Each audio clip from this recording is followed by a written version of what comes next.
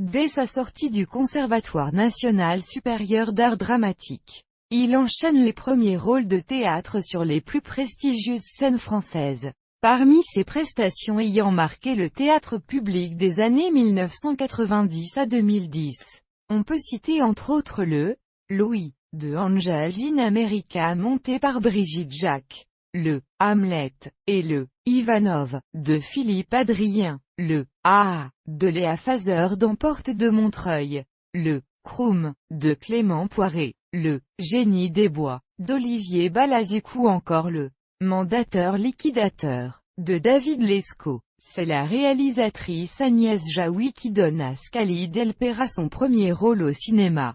Cette dernière, issue également du théâtre public, le repère dans un spectacle contemporain au Théâtre de la Tempête et le distribue dans le goût des autres, mais c'est le personnage de Dunoyer, dans Candidature, nommé au César 2003. d'Emmanuel Bourdieu qui lance sa carrière au cinéma. Parmi ses personnages les plus marquants, on se souvient notamment de Bertrand Lavoisier, dans Notre univers impitoyable de Léa Fazer et de son Gilbert Tomasini, dans Erreur de la banque en votre faveur de Michel Mouns et Gérard Bitton.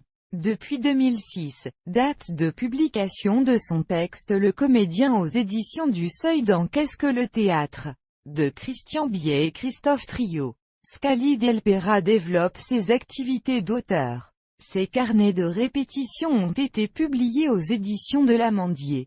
Sa nouvelle Le Fils regardé chez Stéphane Million éditeur. Il est également l'auteur de Dances a Dirty Job but Somebody's Got to Do It. Texte lauréat du prix du public pour le concours Danse élargie 2010 et joué au Théâtre de la Ville. En 2011, son dernier texte Amphithéâtre, joué au Palais de la Découverte et à la Cité des Sciences et de l'Industrie, découle de sa rencontre avec l'immunologiste Karine Tarte.